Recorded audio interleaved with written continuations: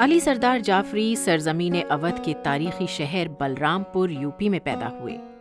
इसके बाद वो अवध की सरजमीन लखनऊ आ गए। उनके बचपन और लड़कपन का बड़ा हिस्सा इसी खूबसूरत शहर में गुजरा।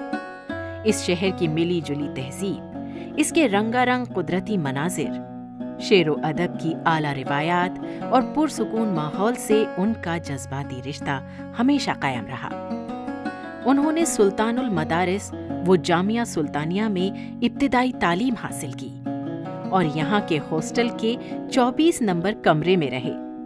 इसके बाद की तालीम उन्होंने लखनऊ यूनिवर्सिटी से हासिल की।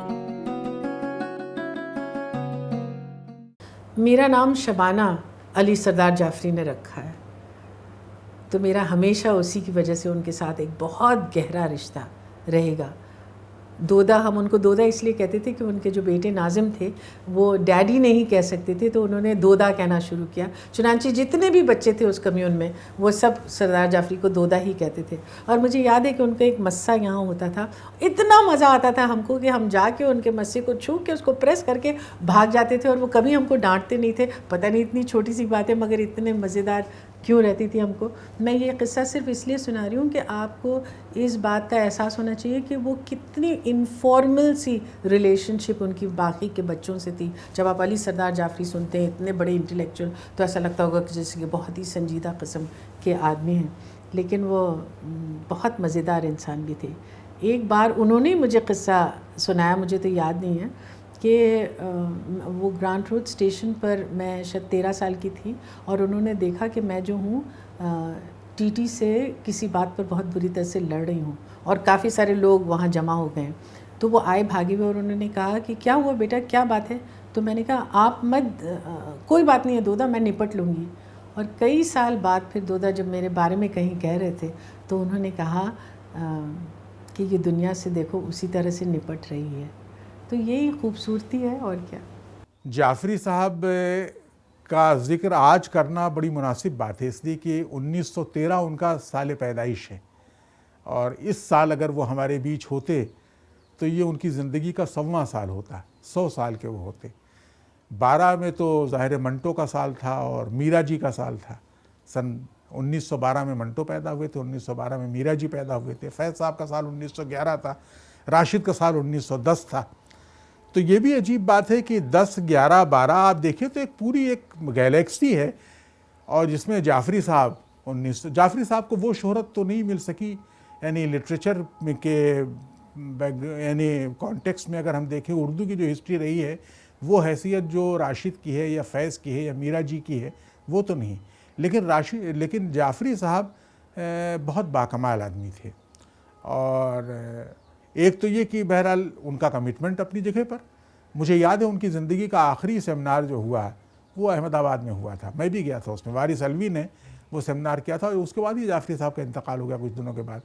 तो मैंने जो पेपर वहाँ पढ़ा, जाफरी साहब को मैंने उनसे इजाज़त लेके कहा कि एक ऐसी बात कह रहा हूँ कि आपको शायद बहुत अच्छी ना लगे। मैंने उसमें ये कहा था कि जाफरी साहब, आपकी बातों से हमने इख्तिलाफ़ करना भी बहुत सीखा और ज़ाहिर है कि बहुत सी चीज़ें ऐसी जिन्हें हम एक्सेप्ट नहीं करते। आपकी राय जो है प्रोग्रेसिव राइटर्स के टोले से बाहर के लिखने वालों के बारे में, मंटो के बारे में, मीरा जी के बारे में, राशिद के बारे में, ख़ुद फैज़ की तनकीद जिस तरह जाफरी साहब ने की थी कि जहाँ लिखते हैं कि फैज़ की वो नज़्म है ना आज़ादी पर मशहूर नज़्म की, अभी गरानी शब में कमी नहीं आई, निजात दीदो दिल की घड़ी नहीं आई, चले चलो कि वो मंजिल अभी नहीं आई। तो जाफरी साहब ने कहा कि भाई वो मंजिल से मुराद कौन सी मंजिल है, यानी वो मंजिल जो हिंदू महासभा वाले जिस मंजिल की तलाश कर रहे थे, मुस्लिम लीग वाले जिस मंजिल की तलाश कर रहे थे, ये कि कौन सा। तो कहने लगे कि भाई ये फैज़ को अपना स्टैंड साफ़ करना चाहिए। मेरा कहना यह था कि शायरी में चीज़ें इस तरह नहीं बयान की जाती जैसे आप अखबार में कोई बयान दे रहे हों। तो मैंने उसमें आखिरी जुमला यही उस मज़मून में लिखा था कि साहब ज़िंदगी सिर्फ हम ख्याल लोगों के साथ नहीं गुजारी जा सकती। अगर एक ही तरह सोचने वाले बैठे हों जो एक दूसरे की बात पर गर्दन निरा रहे हो तो क्या लुत्फ़ क्या है बातचीत का भी। तो जाफरी साहब बहुत हंसे थे उस बात पर और बहरहाल बड़ा उनसे एक मुझे ज़ाती ताल्लुक़ बहुत था। देखिए मुझे उनके घर पर भी देखने का बहुत बार इत्तेफाक हुआ बॉम्बे में। सुल्ताना आपा को, जाफरी साहब को, उनकी बहनें भी उनके साथ रहा करती थी जाफरी साहब की। एक फैमिली का आदमी, इसके बावजूद कि आइडियोलॉजी में इतना ज़बरदस्त यकीन था, अपनी ज़िंदगी उन्होंने मूवमेंट के लिए लगा दी, बाहर काम करते रहे। फिर उनका मामला तो ये भी था कि वो कुआं खोदते थे और पानी पीते थे, उनका कोई मुस्तकिल ज़रिया नहीं था, मुस्तकिल नौकरी नहीं की। सुल्ताना आपा नौकरी करती रही लेकिन बहुत दिनों तक। लेकिन जाफरी साहब को तो बहरहाल यही था कि वो अपने लिए खुद ज़राए तलाश करते। लेकिन ग्रेस बला की थी उनमें ज़िंदगी में। मुझे याद है कि यहाँ JNU में एक आध बार लड़कों ने उनको बुलाया तो टैक्सी किराया तक लेने के लिए वो तैयार नहीं होते थे कभी, और यहाँ भी आते थे कभी। तो उनमें किसी किस्म का एक अजब दरवेशी उनके अंदर थी।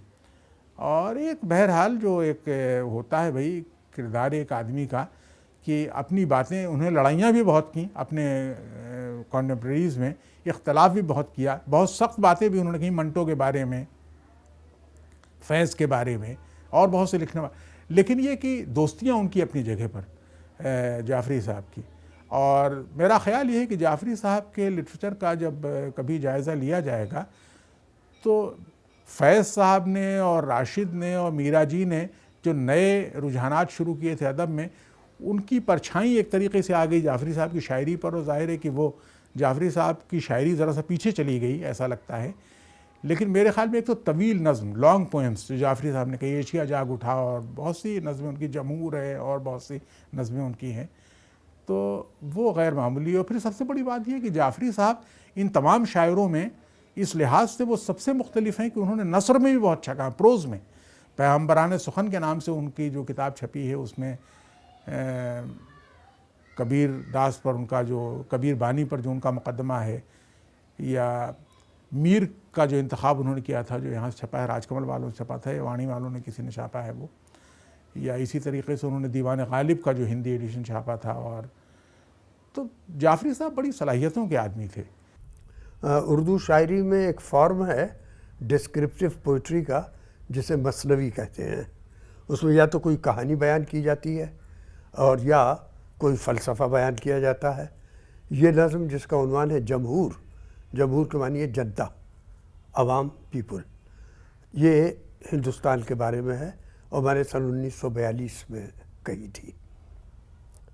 ये हिंदुस्तान रश्क खुल्दे बरी, उगलती है सोना वतन की ज़मीं, कहीं कोयले और लोहे की कान, कहीं सुर्ख पत्थर की ऊंची चट्टान, कहीं संग मरमर की शफ़ाफ सिल, फिसलता है जिसकी सफाई पे दिल।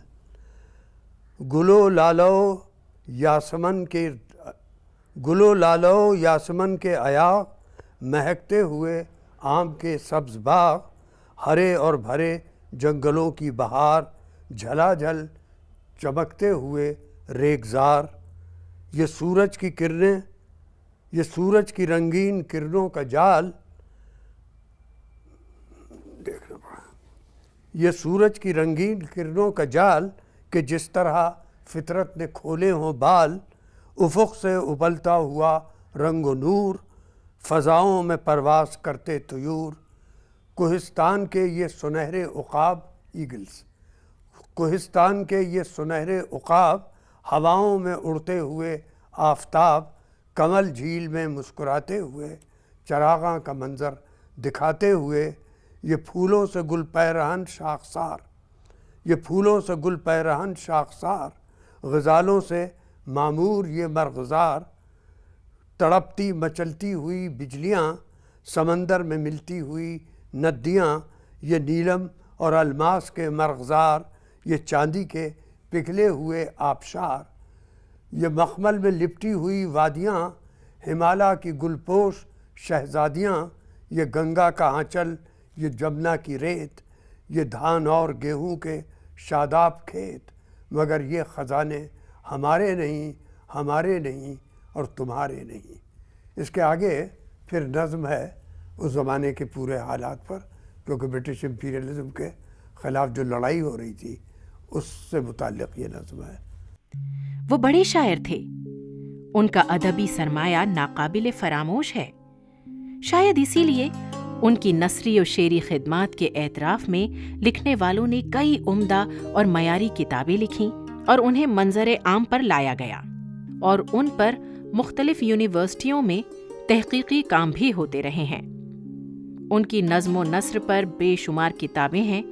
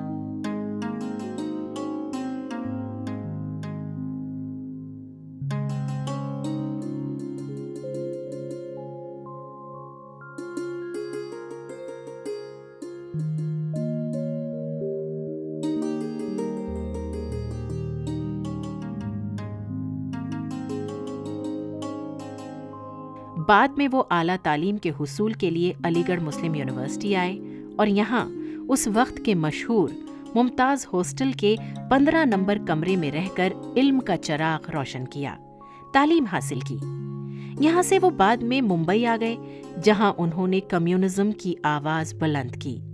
दरअसल उनकी फिक्री तवानाई की बुनियाद मार्क्सिज्म पे थी। सरदार जाफरी बड़े हमागीर विजन के शायर और अदीब थे। उर्दू की क्लासिकी शायरी और सूफियाना फिक्र के दबिस्तानों से वो खूब मानूस थे। बाद में भक्ति तहरीक से वाबस्ता हिंदुस्तानी शोरा का मुताला भी उन्होंने निहायत लगन और दिलसोजी से किया। सरदार जाफरी का सबसे अहम जो रोल है और उनका कंट्रीब्यूशन वो ये है कि सरदार जाफरी सिर्फ एक शायर ही की हैसियत से नहीं, बल्कि पूरी तरक्की पसंद अदबी तहरीक के आइडियोलॉग के तौर पे उभर करके सामने आते हैं। सरदार जाफरी और उनके साथी जो उन शायरों में हैं जो अपने क्लासिकी अदबी सरमाए को ले करके दाखिल होते हैं। इन तमाम शायरों का जो है वो जो बैकग्राउंड है, जो पस मंज़र है, वो मजहबी है। और यहाँ तक कि जो डायरेक्ट उनकी शायरी है उसमें भी जो शेरी महासिन हैं, जो कैफ हमें महसूस होता है, जो तग़ज़्ज़ुल का एहसास होता है उन नज़मों में भी, उसकी भी बेहतरीन अक्कासी सरदार जाफरी की ऐसी नज़में जो मेहनत का शवाम के मसाइल पर लिखी है, उनसे भी इस बात का एहसास होता है। मिसाल के तौर पे उनकी बड़ी मशहूर नज़म है निवाला। उस निवाला नज़म को जो है जब आप पढ़ते हैं या सुनते हैं तो ऐसा कहीं एहसास नहीं होता है कि हम कोई बहुत नारेबाजी या ऐसी शायरी सुन रहे हैं जिसमें वो शेरी कैफ नहीं है, वो तख़य्युल नहीं है। मिसाल के लिए ये नज़्म निवाला के माँ है रेशम के कारखाने में, बाप मसरूफ़ सूती मिल में है, कोख से जब से माँ की निकला है, बच्चा खोली के काले दिल में है, जब यहाँ से निकल के जाएगा कारखानों के काम आएगा, अपने मजबूर पेट की खातिर भूख सरमाए की बढ़ाएगा, हाथ सोने के फूल उगलेंगे, जिस्म चांदी का धन लुटाएगा, खिड़कियाँ होंगी बैंक की रोशन, खून इसका दिए जलाएगा, ये जो नन्हा है भोला भाला है, खूनी सरमाए का निवाला है, पूछती है ये इसकी खामोशी, कोई मुझको बचाने वाला है। अब आप ये अशार, ये नज़में सुनिए, सामने रखिए और फिर सरदार जाफरी की तख्लीकी सलाहियत का अंदाज़ा कीजिए और उन लोगों की तनकीद के बारे में आप सोचिए जो बेबुनियाद इल्ज़ाम जो है कि उन शेरी रवायात का पास और लिहाज सरदार जाफरी के लिए नहीं है, ये सारी चीज़ें किस तरह से गलत साबित होती हैं। उस ज़माने में तरक्की पसंद तहरीक ज़ोरों पर थी। इस तहरीक के एजेंडे पर सरदार जाफरी ने खूब काम किया और बहुत से अहम लिखने वालों को इस तहरीक से वाबस्ता करने की कोशिश की। नतीजा ये निकला कि देखते ही देखते उनकी कोशिशों से तरक्की पसंद तहरीक से बहुत सारे मोतबर और मुस्तनद अदीब व शायर हमेशा के लिए वाबस्ता हो गए और इस तहरीक के ज़ेरे असर अपनी समाजी जिम्मेदारियों के तईं संजीदा रहे। उनकी कोशिशों का ये भी नतीजा था कि नौजवान लिखने वालों ने इस तहरीक को जिला बख्शी और परवान चढ़ाया। ये नज़्म कश्मीर पर है जो मैंने सन 1953 में कश्मीर में रह के कही थी। इत्तेफाक से वहाँ मुझे 5-6 महीने रहने का मौका मिला, तो इसमें कश्मीर का हुस्न भी है और कश्मीर की गुर्बत और इफलास और बदहाली भी है। ऐ सरज़मीन काश्मर शायर की फिरदौसे नज़र, जन्नत की तस्वीरें हंसी आबाद रूए खाक पर, हर शाख शाखे गुल है यहाँ, हर शाखे गुल शाखे समर, ऐ सरज़मीने काश्मर। सोना उगलती है ज़मीं, चांदी लुटाती है फ़ज़ा, पीकर शराबे लाला गूं, वादी में आती है हवा, गोया शराबे अरगवा के जाम हैं गुलहाए तर, ऐ सरज़मीने काश्मर।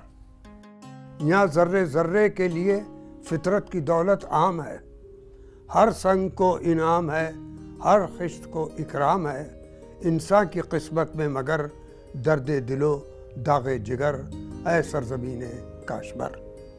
पत्थर के टीलों को हुआ मलबूस बर्फानी अता, बेजा मनाजिर के लिए भी लालो गुल की क़बा, उरिया बदन लेकिन तेरे नूरे नज़र लख्ते जिगर ऐ सरजमीन काश्मर।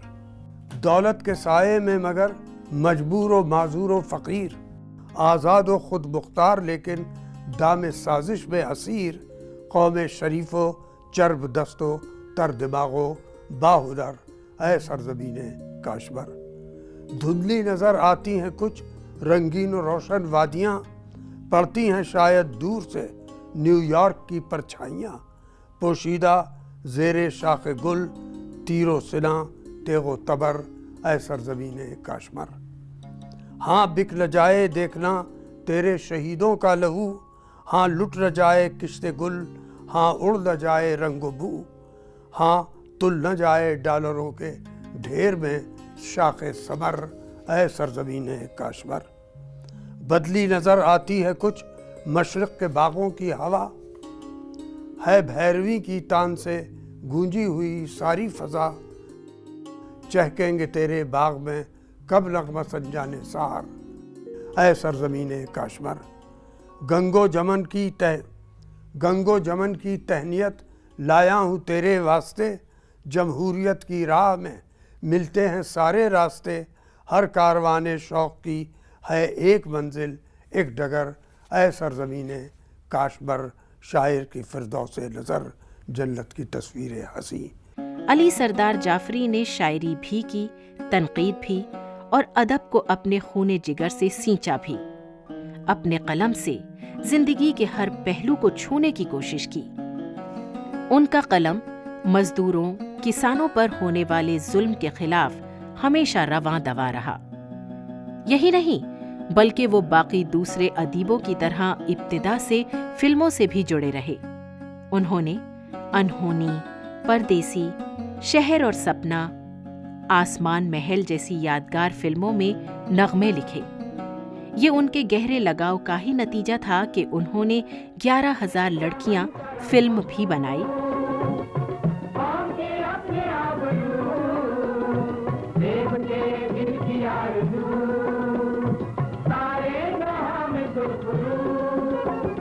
अपने घरों की रानियां, अपने वतन की पासबां, 11,000 लड़कियां। और आगे चलकर एक डॉक्यू ड्रामा सीरियल कहकशां भी प्रोड्यूस किया, जो बेहद मकबूल हुआ।